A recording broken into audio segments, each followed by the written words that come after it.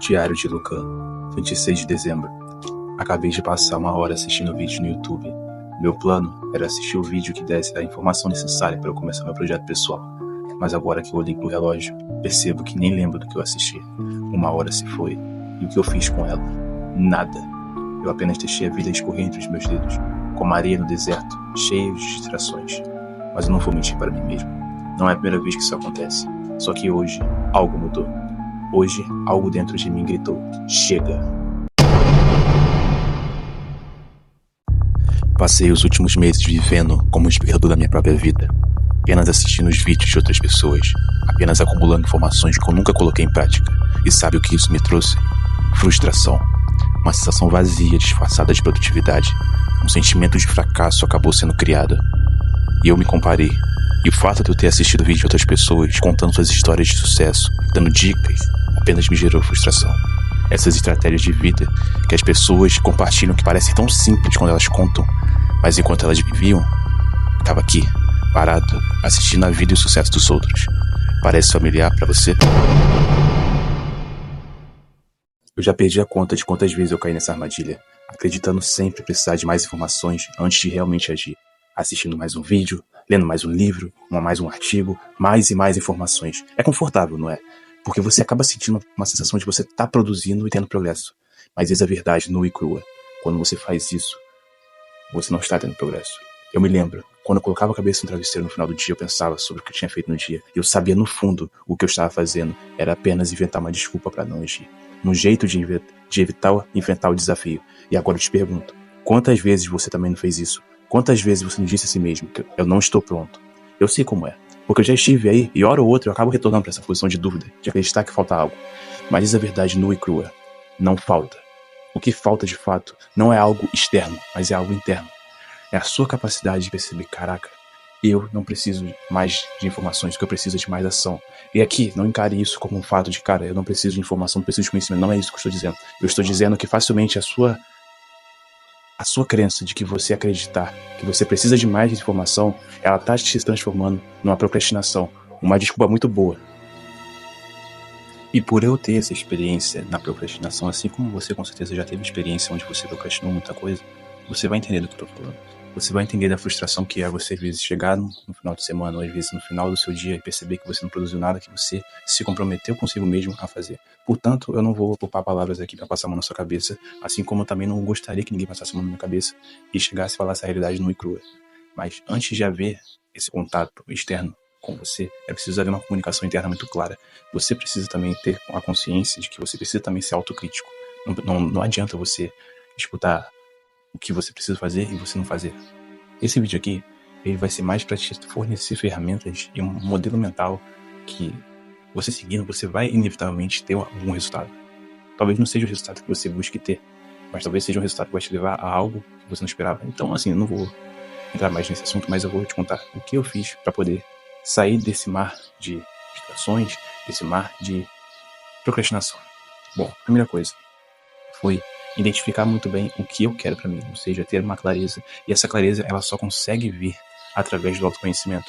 Então, quando você olha o passado, por exemplo, e você observa o que Sócrates e todo o conjunto de sábios que veio depois dele enfatizam sobre a importância de você saber quem você é, isso não é uma mera frase de motivacional coach. Ela carrega uma verdade muito profunda, sabe? Então, se eu te perguntasse hoje quem você é, você provavelmente me responderia com alguma frase: meu nome, ou então a sua função de trabalho, mas eu te garanto que quem você é não se limita justamente a isso. Isso são meras identificações que usamos para nos adequar à sociedade. Mas eu quero que você coloque muito isso em importância no seguinte: quem você é vai te fornecer uma coisa que muitas pessoas às vezes esquecem de ter, que é uma clareza muito grande da identidade delas. Porque quando você tem claro quem você é, você tem claro os seus princípios, os seus valores, e isso você às vezes ganha com o passar do tempo. Eu tenho meus princípios, tenho meus valores, mas muitos deles vieram através da experiência, através da leitura de livros, através da convivência com pessoas que são muito melhores do que eu em algumas áreas. Então, isso vai vir com o tempo. Mas essa clareza que eu comentei, ela vai vir através da sua prática, de você voltar sempre o seu foco e atenção para si mesmo. Então, eu percebi que a primeira coisa que eu devia fazer, além da clareza, além do autoconhecimento, é abandonar a mentalidade de consumo. Por quê? Porque a todo momento estamos consumindo alguma coisa, e isso vai se conectar com o autoconhecimento da seguinte forma. Se você sabe quem você é, você tem claro os seus objetivos e suas metas, você tem claro isso, você acaba criando naturalmente um filtro do que você vai consumir e do que você não vai consumir. Você vai ter, digamos, uma predisposição já estabelecida por conta desse filtro para você poder, por exemplo, consumir um conteúdo que vai fazer sentido, que vai te proporcionar você alcançar seu objetivo, do que você ficar assistindo uma coisa que não vai te agregar em nada, que não vai ser útil para você na prática. Então, essa questão da abandonar a mentalidade do consumo passivo, ela está muito atrelada ao seguinte: se você apenas consome valor, você está na posição errada. Aqui eu já entro deixando claro o seguinte, que nem todas as pessoas vão servir para serem produtores. Essa é a realidade nua. Boa parte delas vão passar a vida como escravas, não apenas dos seus desejos, mas também do seu desejo de consumir. Até porque a sociedade, ela estabelece uma estrutura que favorece muito esse comportamento de consumo. E hoje a gente tem um problema de consumo de informação exacerbado, sabe? Hoje a gente tem tanta informação que a gente às vezes só consome, e às vezes não sabe nem o que fazer com a informação que consome. Então é aí que entra essa questão, que se relaciona com o ponto anterior, do autoconhecimento, sobre abandonar a mentalidade de consumo passivo. Na prática, o que isso significa, Luca? Significa o seguinte: ao invés de você apenas consumir, eu não falo isso apenas da questão de consumo de conteúdo, mas o consumo de tudo. Se você está na sua casa, por exemplo, você de alguma forma está consumindo alguma coisa, seja de comida, seja de alguma coisa, mas, por exemplo, se você tem uma cama na sua casa, você tem um ventilador, você tem uma lâmpada, você tem algum instrumento, alguma coisa, você está consumindo o valor de uma pessoa. Alguma pessoa teve a ideia, e essa ideia se materializou naquela forma, e às vezes foi aperfeiçoada com o tempo. Então, por exemplo, se você tem um ventilador em casa, alguém teve a ideia de criar um instrumento que ventila e gera esse ar na forma de ventilador, sabe? É claro que isso é uma explicação bem ignorante da minha parte, mas é só para exemplificar isso que eu estou querendo dizer. Então, quando você abandona essa mentalidade de consumo passivo, você passa a adotar o seguinte: você passa a adotar um comportamento onde você começa a produzir, você começa a consumir para produzir. Então, quando você começa a abandonar a mentalidade do consumo, é como se você saísse de uma prisão invisível, onde você vive para alimentar o trabalho dos outros, mas nunca criar algo próprio. E eu quero que você escute com muita atenção isso que eu vou falar. Eu não estou dizendo que você deve parar de consumir conteúdo, mas você deve saber que o que você consome é igual ao que você é.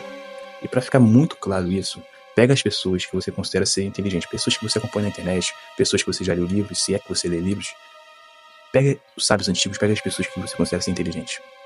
Eu tenho certeza de uma coisa, que essas pessoas elas têm um padrão em comum, que é o seguinte: você acha mesmo que essas pessoas elas consomem porcaria para poder criar algo de valor, criar um raciocínio, estabelecer novas ideias, novas perspectivas? Elas não podem consumir porcaria, porque o consumo que você faz, ele reflete na sua qualidade de pensamento, na sua qualidade de tudo.